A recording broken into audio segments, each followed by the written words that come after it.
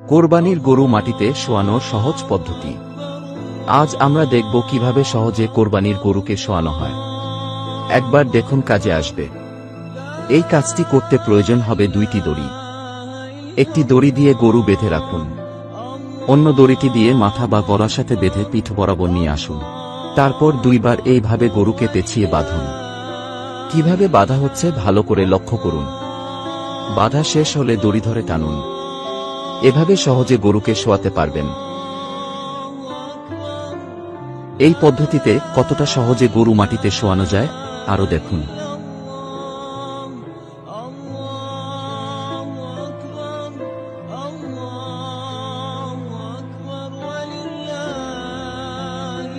আমাদের সবারই এই পদ্ধতি জানা থাকা দরকার।